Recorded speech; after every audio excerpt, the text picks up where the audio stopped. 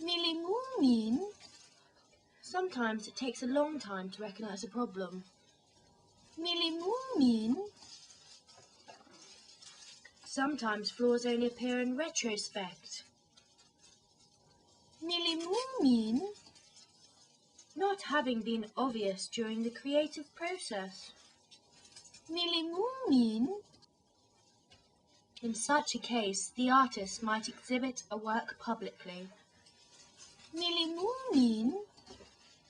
Even sell it, recognizing too late a serious problem in the work. One needs a special kind of judgment here. Millie Moomin.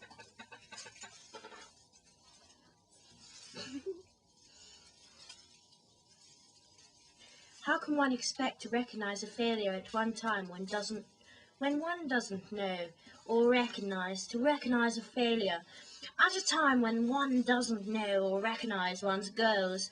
Many artists define what they want by observing their indecisions, which are often very precise. The sense of getting it right. Proverbial,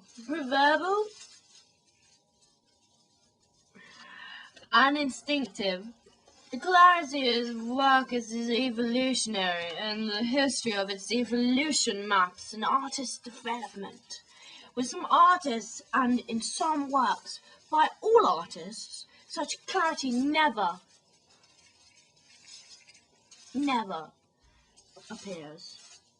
Instead, we feel a chronic, nagging suspicion about these works. We are never certain whether they are the best or the worst things we've ever seen. And we can suspend judgment. Most often artists hold back such works for future consideration.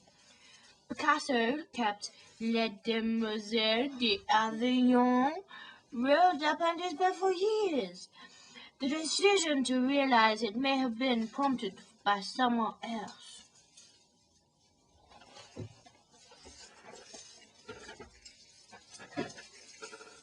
Sometimes the decision is never made and the artist never relinquishes the work.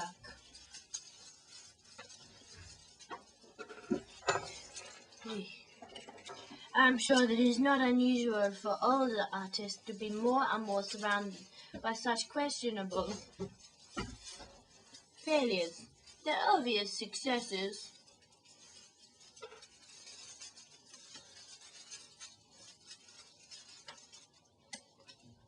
long since having left him.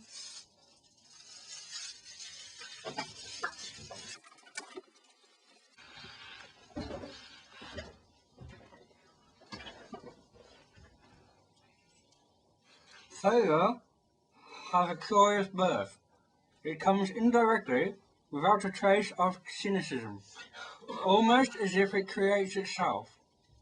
Failure is never planned for,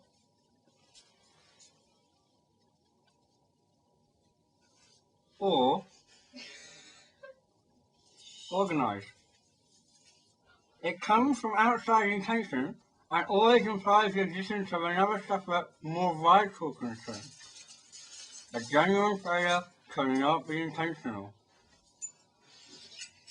An intentional failure is no such thing but an old wholesome, nihilistic form of success.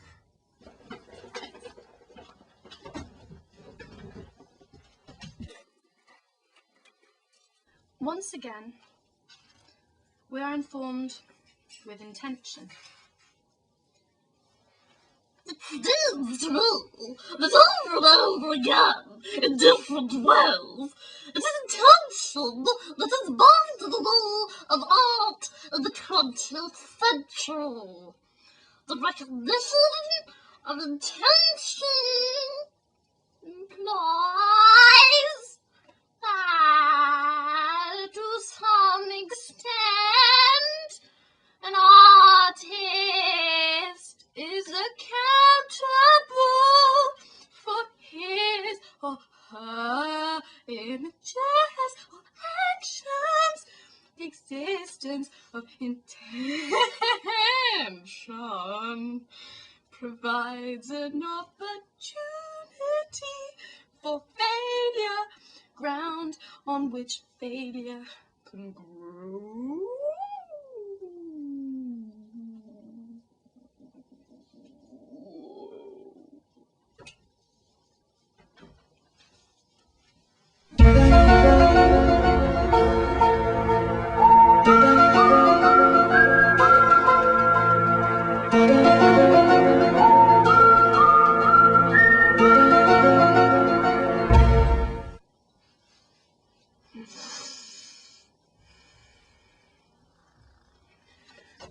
Where is my fucking place?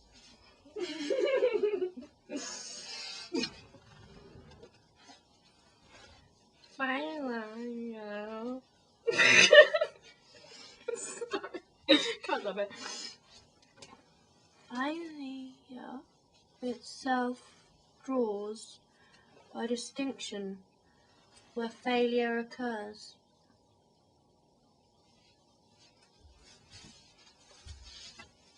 There is the frontier. It marks the edge of the acceptable.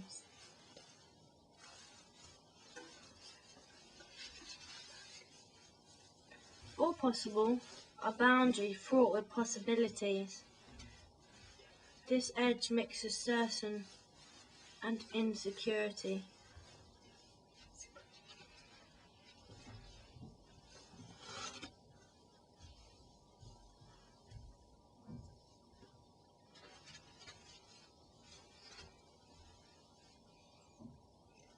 It taunts us to try again and tells us firmly to stand back.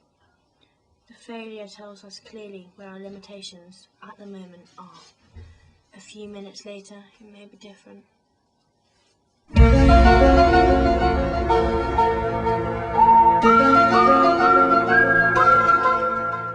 This is why the risks of failure add value to success.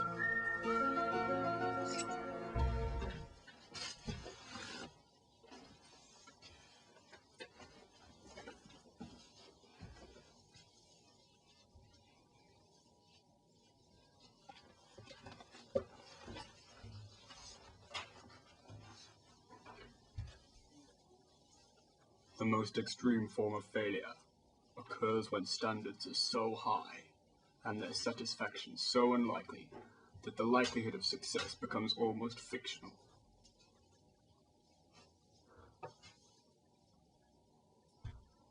Though such standards guarantee failure, they do not discourage the passionate impulse to strive forward the highest ideals, leading to the realm of almost mystical failure that is akin to the implied and internal failure of Nettie. Not this, not that. The ancient unpunished formula for distinguishing the sacred.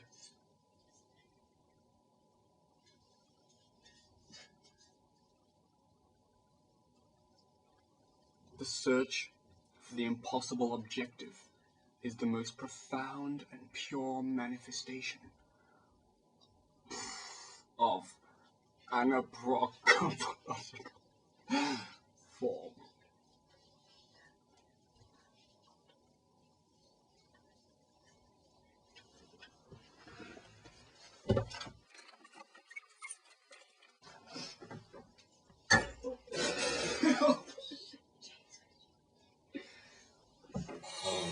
Somewhere around here.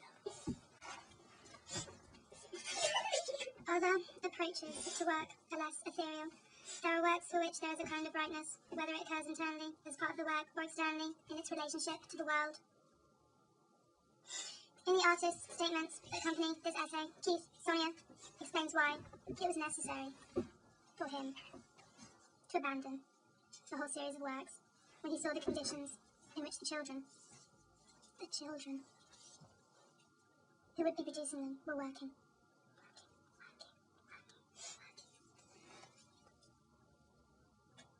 The impulses of his heart